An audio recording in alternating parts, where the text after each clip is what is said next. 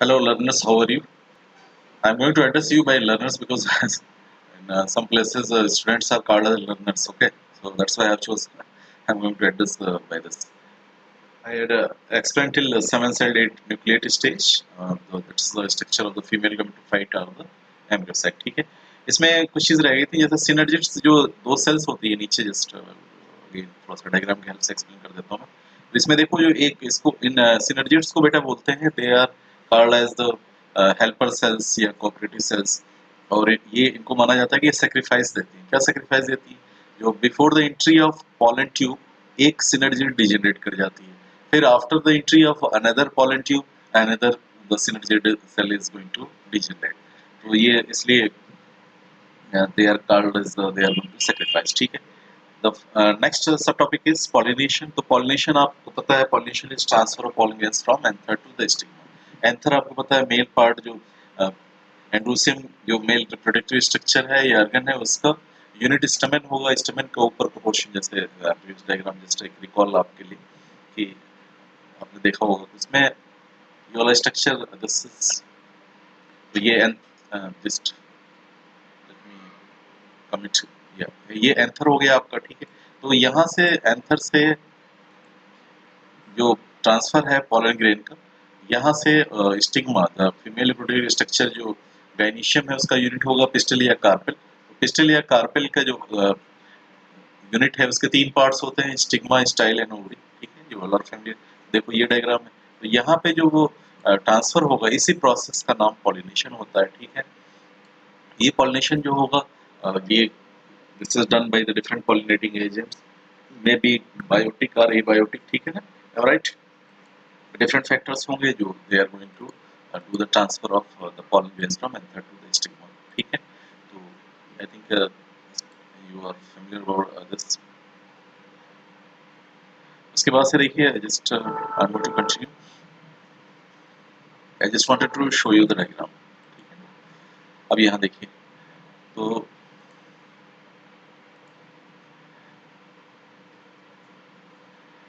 what they are saying in the preceding sections you have learned that the male and female gametes in flowering plants are produced in the pollen grain and embryo sac तो पहले के section में आपने पढ़ा है कि you have learn the male and female जो gametes हैं और फ्लावरिंग प्लांट्स कह रहा है फ्लावरिंग प्लांट्स का मतलब एंजियोस्पर्म में तो they are produced in pollen grain and embryo sac respectively male gamete female gamete ठीक है and both are non motile ये क्या है इनके साथ प्रॉब्लम क्या है कि नॉन मोटाइल है इसमें दे कांट मूव तो मूव नहीं कर सकते इसकी वजह से प्रॉब्लम की वजह से उसका जो नेचर ने एक तरीका इजाद किया कि सम पॉलिनेटिंग एजेंट्स में भी बायोटिक और एबायोटिक बायोटिक में आपके वाटर और विंड आते हैं और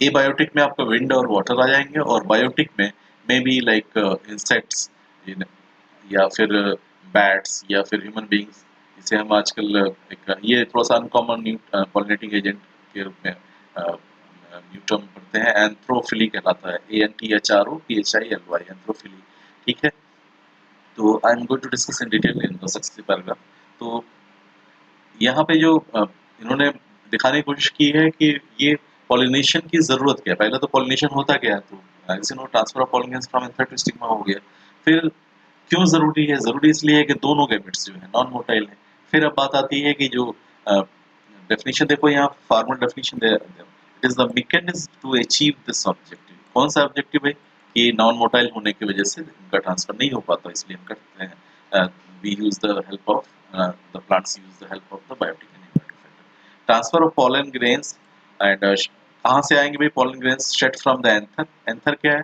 the part of stamen है मेल बॉडी पार्ट का हिस्सा है to the stigma of the pistil this is called as the pollination ठीक है am I right यहाँ तक सही है सबको समझ आ गया is it clear flowering plants angiosperms have evolved an amazing array of adaptations to achieve this pollination तो जो फ्लावरिंग प्लांट्स हैं ये एंजियोस्पर्म से इन्होंने एक नया मैकेनिज्म डेवलप करा है adapted to achieve pollination they make use of external agents तो ये क्या करते हैं एक्सटर्नल एजेंट्स का यूज करते हैं to achieve the pollination pollination उनको करना ही है क्योंकि वो नॉन मोटाइल गैमेट्स डेवलप हो रहे हैं तो इसलिए ये क्या करते हैं they are going to take the help of the external agents ठीक है इसमें देखिए can you list the possible external agents, possible external में दो तरह के हो जाएंगे, बायोटिक और एबायोटिक, ठीक।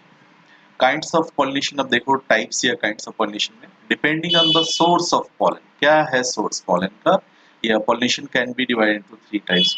अब ये थ्री टाइप्स देखिए, ऑटोगैमी क्या हो गया, that is the self pollination, फिर आता है जिटोनोगैमी, एक ही प्लांट के दो डिफरेंट ब्रांचेस के फ्लावर्स के बीच में हो तो जिटोनस का मतलब होता है शायद कि नेबर्स, नेबर, ठीक है। और एक होता है that is the last is the allogamy, that is the cross pollination, ठीक है। तो one by one we are going to discuss in detail. Autogamy में देखिए in this type pollination is achieved within the same flower, ये underline कर लो आप, same flower में हो रहा, सेम फ्लावर का मतलब एक ही प्लांट हुआ। Transfer of pollen grains from anther to stigma of the same flower. In a normal flower which opens and exposes the anthers and stigma, complete autogamy is rather rare.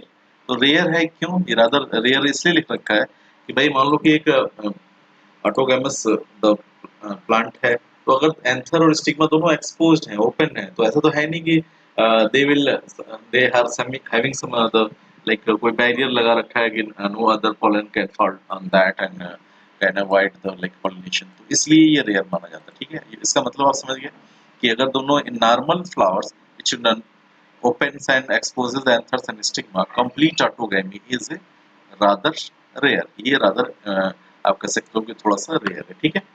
Autogamy in such flowers requires synchrony in pollen release, am I right?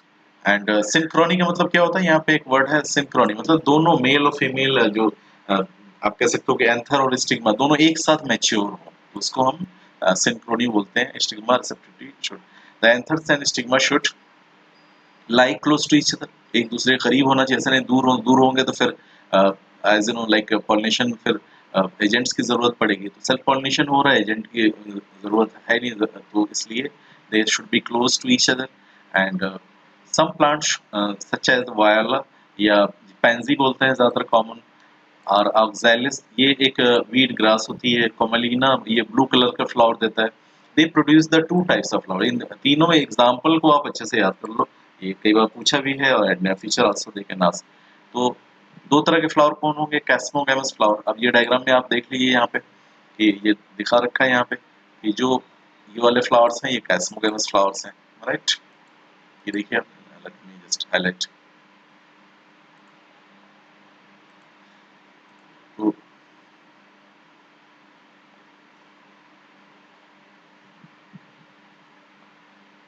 these are कैस्मो, देखिए ये कैस्मोगैमस flowers हैं ऊपर, इसी के opposite में like you will find out जो नीचे की तरफ होंगे वो क्लिस्टोगैमस कहलाते हैं, जो कभी नहीं ओपन होते। क्लिस्टोगैमस फ्लावर्स नेवर ओपन, ये lines are mentioned in NCERT, इस पे भी क्वेश्चन आ चुका है कई बार। तो देखिए पहले उसी तरह मैं एक्सप्लेन कर देता हूँ। Chasmogamous flowers which are similar to the flowers of other species which are exposed sorry with exposed anthers and stigma, and clistogamous flowers which do not open at all, ये कभी खुलते ही नहीं है, ठीक है। तो जाहिर है जब खुलेंगे नहीं तो ऑटोगैमी या सेल्फ पॉलिनेशन के अलावा कोई रास्ता ही नहीं है, तो जाहिर है सेल्फ पॉलिनेशन ही करना है। In such flowers, the anthers and stigma lie close to each other. When anthers dehisce in the flower buds, pollen grains come in contact with the stigma and to affect the pollination. और इस तरह pollination हो जाता है।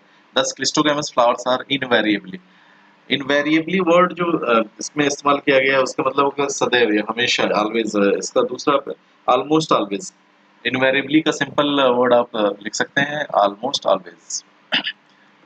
Invariably ये अक्सर आ रहा है हम बायोलॉजी के टेक्स्ट में, ऑलमोस्ट ऑलवेज, मतलब ज्यादातर केसेस में ऐसे ही होता है, almost always. Invariably means almost always, ठीक है, या सदैव। So clistogamous flowers are almost या always या सदैव क्या होते हैं, ऑटोगैमस, as there is no chance of cross pollination landing on the stigma, ठीक है। ये समझ में आ गया, ये सेंटेंस क्लियर हो गया आपको, is it clear? Cleistogamous flower produce assured seed set, seed का जो बनना होता है वो सीड सेट कहलाता है, एज यू नो, तो हमने this word we often use. अब इसमें क्या कह रहा है, क्लिस्टोगैमस प्रोड्यूस एश्योर्ड, ये एश्योर्ड क्यों है भाई? एश्योर्ड इसलिए है कि ये सेल्फ पॉलिनेशन हो रहा है, ये डिपेंडेंट नहीं है पॉलिनेटिंग एजेंट का, मतलब विंड पे या फिर दूसरे किसी इंसेक्ट्स पे या फिर किसी और चीज पे डिपेंडेंट नहीं है, इसलिए तो ये जरूरी है कि remain in the absence of pollinator. Do you think that cleistogamy is advantageous, advantageous and the disadvantages to the plant, why. तो ये क्लिस्टोगैमी एडवांटेजेस क्यों है या डिसएडवांटेजेस क्यों है, तो इसके एक एक दो दो पॉइंट्स अगर चाहें तो आप लिख लो, just I am going to mention. जो एडवांटेजेस है उसका रीजन क्या है, देखो, because these ensure the seed production, जैसे आपने ऊपर ऑलरेडी देखा है पॉइंट। दूसरा पॉइंट क्या है कि fewer the resources, fewer resources का मतलब ये है कि जो ऑटोगेमी होगी उसमें नेक्टर वगैरह की जरूरत नहीं है, बिकॉज जो एक्सटर्नल आप कह सकते हो पॉलिनेटिंग एजेंट है उसकी जरूरत ही नहीं है, अपने आप हो जा रहा है, ठीक। डिसएडवांटेजेस, नुकसान क्या है, तो इसमें देखो आप, पहला ये है कि they are going to reduce the genetic diversity. Autogamy में या सेल्फ पॉलिनेशन में नुकसान क्या होता है, हाइब्रिड विगर कम हो जाता है, ठीक है। You have also studied in breeding depression, जो आगे जो अनदर चैप्टर में आपने पढ़ रखा है। तो ये सब कुछ नुकसान है और कुछ फायदे भी हैं इसके, ठीक है। Next type of pollination is better, that is the geitonogamy. जिस्टोनोस शायद जो वर्ड है वो, जो ओरिजिनल वर्ड है वो, उसका मीनिंग शायद होता है नेबर। तो जो इसमें पहला सेंटेंस क्या कह रहा है कि transfer of pollen grains from the anther to the stigma of another flower of the same plant, इसको अंडरलाइन कर लीजिए। सेम प्लांट तो सेम है लेकिन फ्लावर अनदर है, मतलब एक ही प्लांट, तो इसलिए बेसिकली आप कह सकते हो कि ये ऑटोगेमी भी है, because like although geitonogamy is functionally cross pollination. अब ये कह रहा है, देखो ये लाइन इंपॉर्टेंट है, इस पे क्वेश्चन आया भी है कि like functionally they are cross pollination. क्यों क्रॉस, सेल्फ एक ही फ्लावर के पार्ट्स में ट्रांसफर नहीं हो रहा है, दो फ्लावर्स लेकिन सेम प्लांट के पार्ट्स में हो रहा है। एंड इन्वॉल्विंग क्या कर रहा है कि पॉलिनेटिंग एजेंट को इन्वॉल्व कर ले रहा है। पॉलिनेटिंग एजेंट कुछ भी, बायोटिक है, बायोटिक कुछ भी एजेंट हो सकते हैं, ठीक है। Genetically it is similar to the autogamy since the pollen grains come from the same plant। तो genetically का मतलब क्या है इसमें, do you believe any that any variety is going to take place or new features are going to come? No, new feature कहाँ से आ जाएंगे भाई, सेम प्लांट है ना, प्लांट के एक ही प्लांट के दो ब्रांचेस के डिफरेंट फ्लावर्स में हो रहा है पॉलिनेशन, तो देयर इज नो चांस। इसीलिए genetically it is similar to autogamy, but so that's why it's not going to show the variation, कुछ चेंजेस नहीं होंगे, सेम होगा, ठीक है। और last third type of pollination is xenogamy, जिसको आमतौर पे क्रॉस पॉलिनेशन बोलते हैं। ये ट्रू में इसीलिए आगे लिख रखा है, this is the only type of pollination which during pollination brings genetically different types of pollen grains. तो पहले डेफिनेशन देख लो, transfer of pollen grains from anther to the stigma of different plants. इसमें इन्वॉल्वमेंट है दूसरे plant का, तो that's why in true terms this is the cross pollination, ठीक है, अंडरस्टूड। तो you have got the idea, तीनों में डिफरेंस समझ में आ गया। फिर थोड़ा बात कर लेते हैं एजेंट्स ऑफ पॉलिनेशन। ये बड़ा क्वेश्चन आया हुआ है, जैसे मैं अक्सर कहता हूँ एक दो क्वेश्चन यहाँ से आ जाते हैं, तो सिंपल से हैं, आपको टर्म्स थोड़ा सा याद करना है and then there will no any problem, ठीक है। तो टेक्स्ट में मैं लिख देता हूँ कि कौन कौन से, तो पहली लाइन थोड़ा सा एक्सप्लेन करते हैं, फिर उसके बाद I would write something. Plants use to abiotic the and one the biotic agents to achieve pollination। तो टू ए बायोटिक में विंड एंड वाटर हो गया, ठीक है। वाटर जैसे अगर इस्तेमाल हो रहा है पॉलिनेटिंग एजेंट तो क्या हो जाएगा, उसका नाम क्या होगा, हाइड्रोफिली होगा, ठीक है। विंड जो है उसको anemophily, we will say the term anemophily, ठीक है। या इसमें ये दोनों एबायोटिक है, नॉन लिविंग है, ठीक है। और इसके अलावा बायोटिक में like you will find out the केवल वन ग्रुप है, दैट इज द एनिमल्स का ग्रुप है, may be insect, may be bat, may be human, may be snake. तो ये सारे जो है, ये कुछ नाम आपको अलग से लग रहे होंगे, but I am just going to tell the names, ठीक है। तो पहले थोड़ा सा एक you just note down some important the agents and what is the technical term. तो अगर पॉलिनेशन हो रहा है लाइक इंसेक्ट्स, मैं एक बॉक्स में बना देता हूँ, अगर pollination is going to take place by the insects, तो इसका नाम क्या हो जाएगा बेटा, entomophily. I think you all are familiar, entomophily, is it okay, ये ठीक है। नेक्स्ट, जो अगर बैट से हो रहा है तो क्या कहलाएगा, हिस्टोफिली, ठीक है। तो जस्ट यू कैन सी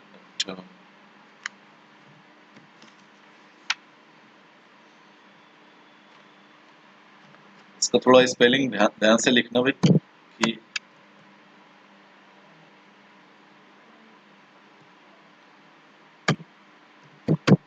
क्रिप्टोफिली। अगर बैट से हो रहा है तो क्रिप्टोफिली कहलाएगा। इसी तरीके से विंड से हो रहा है तो क्या नाम हो जाएगा? Wind. That is going to be the, क्या नाम कहते हैं इसको?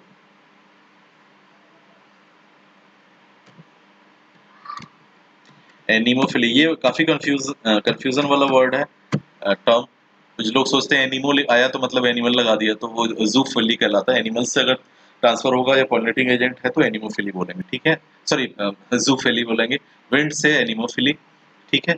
और इस तरीके से आपका अगर बर्ड्स है तो ornithophily. Study of birds is known as ornithology, ठीक है ना, आपको पता है। बर्ड से अगर हो रहा है तो that is called as the ornithophily,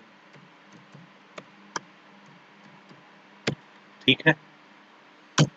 और इसमें कुछ थोड़ा सा स्नेल का लिख लो, ये जो often those are asked in the exam.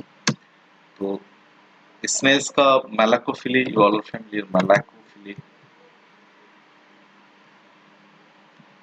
मैलाकोफिली, ठीक है।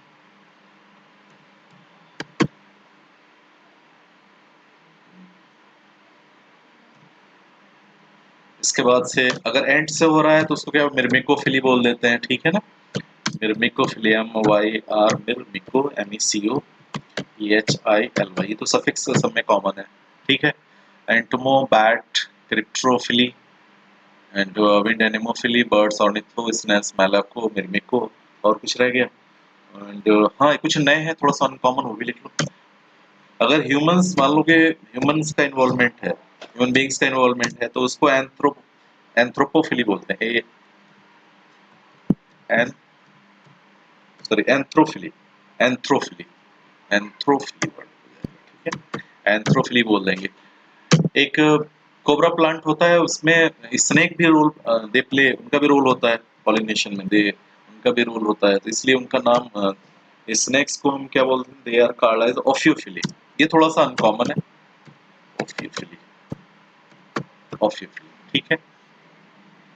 सर ये स्पेलिंग जल्दी में लिखने में, स्नेक, ठीक है। तो आई थिंक ये टर्म्स हैं जो आप कंपटीशन में इनमें से एक मिल जाएगा आपको, और जनरली इन्हीं में से कोई रिपीट कर देते हैं, ठीक है ना, क्लियर है। एक रेन का भी उसको बोलते हैं हम अम्ब्रोफिली। अगर रेन से हो रहा है, बारिश के पानी का कुछ रोल है अगर पॉलिनेशन में, तो अम्ब्रोफिली, इसको भी नोट कर लो, अम्ब्रो, BROPHILY, ठीक है। ये देख लेना अगर कोई स्पेलिंग हो तो you can just inform me. मेरे मिको हो गया, एंथ्रो, THR है बेटा, एंथ्रोफिली है, एंथ्रोफिली है। ये ऑफियोफिली, स्नेक से अगर हो रहा है तो ऑफियोफिली, अगर रेन से हो रहा है तो अम्ब्रोफिली, और बर्ड्स वगैरह तो आप just I have already expect, ठीक है। Is it clear? तो ये कुछ नोट कर लो एडिशनल। और ये तो now let me discuss what is the text. Majority of the plants, अच्छा हाँ, इसमें देखो जो इंसेक्ट्स है ये इनका रोल कितना है बेटा, ये आप नोट कर लें। 98% जो बायोटिक, जिन्हें पॉलिनेटिंग एजेंट्स बोला जाता है, तो इनका रोल कितना है? करीब करीब 98% जो पॉलिनेशन होगा वो इन्हीं इंसेक्ट से होता है, 98%, ठीक है। इनका बड़ा अहम रोल है, 98% इंसेक्ट्स प्ले करते हैं, ठीक है। और सबसे जो एबायोटिक में लिस्ट है वो है like you will find out the water का 30 जनरल, आगे लाइन आ जाएगी, ठीक है। तो ये इंपॉर्टेंट है, कभी पूछ ले कि भाई सबसे ज्यादा किसका रोल है, तो एंटोमोफिली या इंसेक्ट्स के जरिए। यहाँ पे इंसेक्ट में यहाँ परसेंटेज यहाँ लिख देता हूँ, शायद आप लोग कंफ्यूज हो जाए बाद में कभी। एंटोमोफिली का रोल कितना है, कंट्रीब्यूशन कितना है? 98%, ठीक है। This is going to contribute around 98% pollination में हेल्प। तो एंटोमोफिली इंसेक्ट्स में क्या आ जाएंगे? इंसेक्ट्स में आप जानते हैं लाइक बीज वगैरह मेनली, ठीक है। They are going to play important. Majority of plants use biotic agents, देखो इस चीज को further, and biotic agents for the pollination, ठीक है, right. Only small proportion of the plants use biotic agents, कुछ जिनमें वाटर और आपका क्या है, विंड है। Only and pollen grains coming in contact with the stigma is the chance of factor। अब ये क्या है कि अगर क्रॉस पॉलिनेशन होता है तो उसमें शॉर्टिंग तो रहती नहीं, जैसे in contrast to the self pollination, इसलिए नंबर ऑफ pollen grains बहुत ज्यादा बनते हैं, इसलिए कुछ टेक्स्ट में लिखा रहता है वेस्टफुल प्रोसेस है, ठीक है। In both wind and water pollination, तो ये चांसी है फिर to compensate for this uncertainties and associated loss of pollen grains, the flowers produce enormous amount of pollen grains compared to the number of ovules available for pollination. तो self pollination autogamy में chance है कि आराम से उसमें होना ही होना है, there is no need of any pollinating agent. यहाँ पे चांस ये फेयर है इसकी वजह से जो बहुत ज़्यादा नंबर में पॉलिन ग्रेन्स रिलीज होते हैं, ठीक है।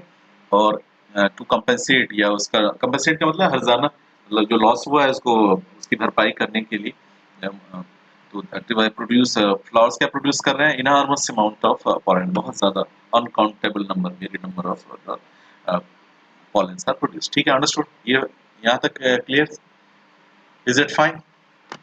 ठीक है। उसके बाद देखिए like then you find out the pollination by wind. तो इसका नाम क्या हो जाएगा? पॉलिनेशन बाय विंड का टर्म क्या है? दिस टर्म है एनिमोफिली। ठीक है, वो एनिमल से कंफ्यूज ना कर देना, टर्म इज एनिमोफिली। और पानी से क्या हो रहा है वो क्या कहलाएगा? हाइड्रोफिली। ठीक है, राइट। तो this is anemophily is common amongst the abiotic pollinators, और ये कॉमन है, ये ज्यादा मतलब this is going to play very important role. ठीक है।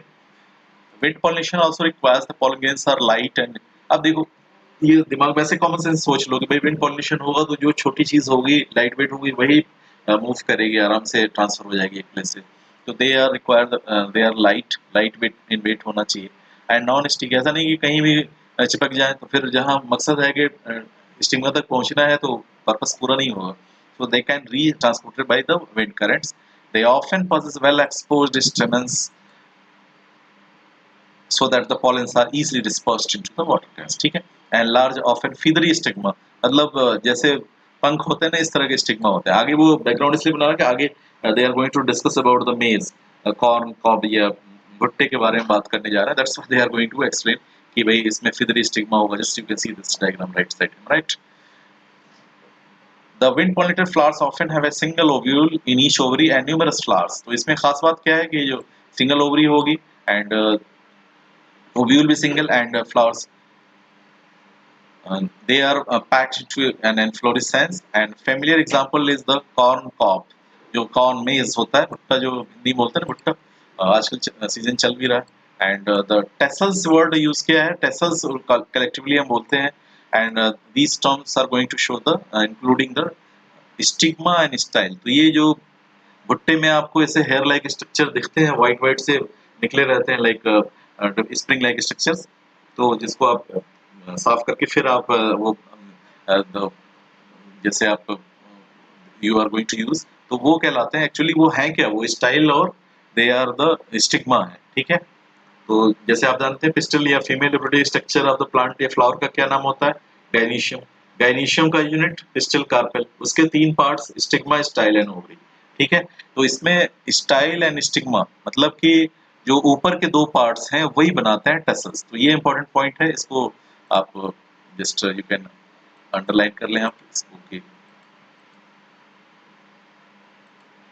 ये टेसल वर्ड भी इंपॉर्टेंट है, टेसल वर्ड जो है ये इंपॉर्टेंट। ठीक है ना, अंडरस्टूड।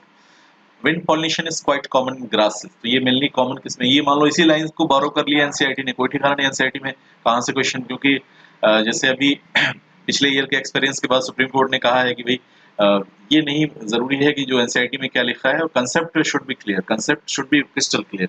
जो भी जहाँ से भी ये चीजें वर्ड्स या सेंटेंस जहाँ से बोरोड है, ये क्या जो उनका सोर्स है वो कंसेप्चुलाइजेशन होना चाहिए, क्लियर होना चाहिए, कंसेप्ट में कोई एम्बिग्यूटी नहीं होना चाहिए। इसीलिए शायद आपने पढ़ा होगा कि I will also just update कि जो एनसीईआरटी, जो एग्जिस्टिंग एनसीईआरटी है, इनमें कुछ पैराग्राफ में कुछ लाइंस में थोड़ा सा ऑब्जेक्शन है, इसीलिए कुछ लोगों ने आरटीआई डाला था, तो उसके रिस्पांस में एनसीईआरटी ने चेंज भी किया है। ठीक है। तो some other day I will explain, एक वीडियो में आपको बता दूंगा कहाँ पे किस बुक में कौन से लाइन जो है वो इंस्टेड ऑफ विच वर्ड और विच sentence they have included new words, तो वो भी थोड़ा अपडेट रखना आपको जरूरी है कि व्हाट इज हैपनिंग। ठीक है।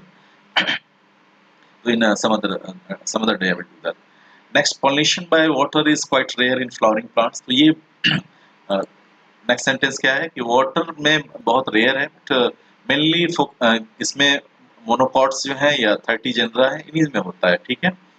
As against this you will, और मेनली जो आपका एक चाहो तो ये डेटा आप लिख सकते हो कि जो फैमिलीज हैं एस्टरेसी और लैमिएसी, इनमें ज्यादातर इंसेक्ट से पॉलिनेशन होता है। यहाँ मैं लिख देता हूँ बॉक्स में, फैमिलीज में एस्टरेसी एंड लैमिएसी। अच्छा, लैमिएसी वो फैमिली है जो जिसमें तुलसी प्लांट आता है। तुलसी प्लांट का नाम क्या होता है? This is the Ocimum sanctum, Ocimum sanctum होता है, ठीक है। और तो इन दोनों फैमिलीज में ज्यादातर जो पॉलिनेशन होता है वो इंसेक्ट्स के जरिए या आप कह सकते हो कि लाइक एंटोमोफिली के जरिए होता है, ठीक है। As against this, you would recall that water is a regular mode of transport for male and female. ये थोड़ा सा पॉइंट इंपॉर्टेंट है, इस पे थोड़ा सा अच्छे से ध्यान दो आप कि जो लोअर प्लांट्स हैं जैसे एल्गी, ब्रायोफाइट, टेरिडोफाइट, इनमें आप जैसे आपको पता है जैसे ब्रायोफाइट को कहते हैं ना कि they are called as the amphibians of the plant group. तो क्या वो राना टिग्रीना या फ्रॉग की तरह थोड़ी है कि वो जमीन पे या फिर पानी में चले जाएंगे कूद के, जहाँ प्लांट ग्रो हो गया तो हो गया। तो इसलिए एम्फीबियन कहते हैं क्योंकि उनके रिप्रोडक्शन के लिए water is needed। वही आगे चीजें लिख रखी हैं। It is believed particularly for some bryophytes and pterophytes that the distribution is limited because of the need for water, uh, there is need of water for transport of male gametes and fertilization। तो अगर पानी bryophyte में नहीं है तो you can't expect the fertilization, इसका मतलब उसका लाइफ साइकिल रुक जाएगा। और आगे एक और सेंटेंस है कि their distribution is limited to particular, देखो देयर डिस्ट्रीब्यूशन इज लिमिटेड, ये वर्ड सेंटेंस आ रहा है लिमिटेड, मतलब दे आर लोकलाइज, बहुत जैसे शिमला, दार्जिलिंग, इन इलाकों में ये ब्रायोफाइट ज्यादा मिलेंगे क्योंकि वहाँ पे शेड रहता है, बहुत देर तक आपको मॉइस्चर मिलेगा। You can't expect in the some other areas, ठीक है ना। Some examples of water pollinated plants are Vallisneria and Hydrilla, ठीक है।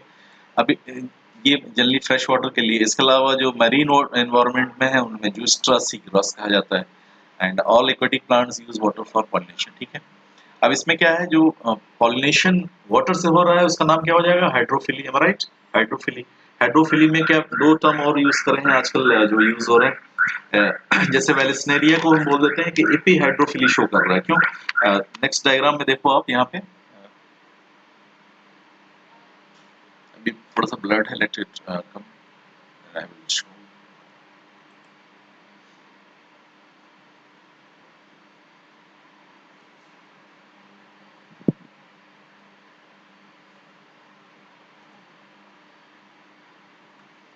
ये डायग्राम पता नहीं क्यों नहीं, it's not very much clear.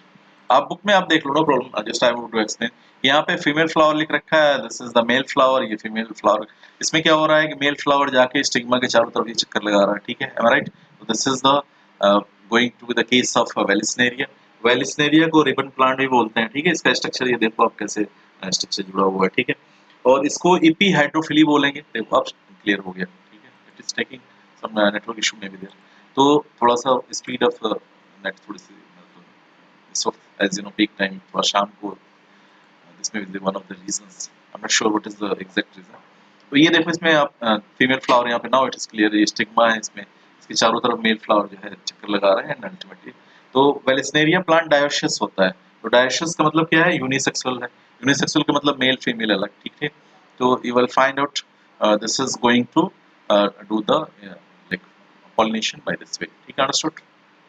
फिर देखिए, और द जुस्ट्रा जो सी ग्रास है वो मोनोशियस है। तो मोनोशियस का दूसरा टर्म क्या होता है? मींस द होमोथैलिक या बाइसेक्सुअल, ठीक है। तो दोनों केस हो गए। Not all aquatic plants use water for pollination. Majority of the aquatic plants is water hyacinth या आइकॉर्नी जिसे बोलते हैं, या water lily. Flowers emerge above the level। कभी क्या है कि पानी में वो हैं तो जरूर एक्वेटिक हैं, लेकिन उनका जो पार्ट्स हैं फ्लोरिंग प्लांट, सपोज वो सरफेस के ऊपर निकल गए, ठीक है। तो इसीलिए जैसे वेलिस्नेरिया मैंने बताया एपीहाइड्रोफिली कहलाता है, ठीक है। In Vallisneria, the female flowers reach the surface of the water by the long stalk, and male flowers of the pollen grains are released on the surface, ठीक है, and they are carried passively by the water currents. And some of them eventually reach the female flower, and this another, उसके बाद देखिए another group of water pollinated plants such as the sea grasses, female flowers remain submerged, किसी में अंदर हो जाता है the pollination, ठीक है।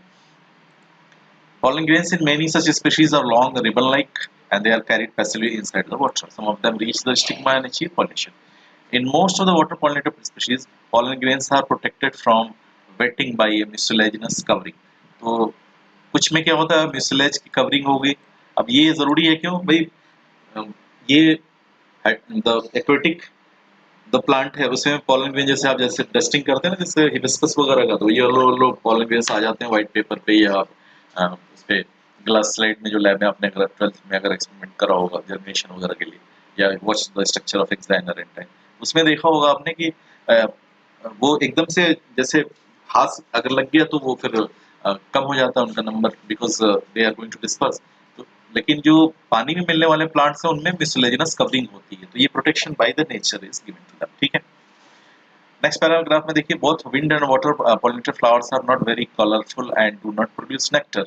अब सीधा सा इसका आंसर हिडन है भाई, उनको कलर क्या जरूरत है, लाइक पानी में अगर कलर भी होगा तो who is going to watch. Insects are not going to play important role, they are not going to be attracted by the petals of the flower, तो उसका कोई रोल नहीं, that is a futile exercise. तो इसलिए ना nectar होता है ना they are very colourful. Understood reason.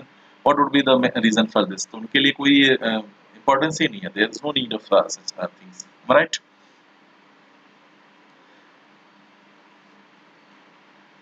Next देखिए, next paragraph, majority of the flowering plants use a range of animals as pollinating agent. अब कुछ एनिमल्स के नाम यहाँ पे दे दिए हैं, लेकिन ये टर्म्स जो हैं एनसीईआरटी में तो नहीं मेंशन है, लेकिन आते जरूर हैं, जैसे chiropterophily by bats, may be like human से है अगर तो एंथ्रोफिली, स्नेक से है तो what term you had reaction, this is the ophiophily है.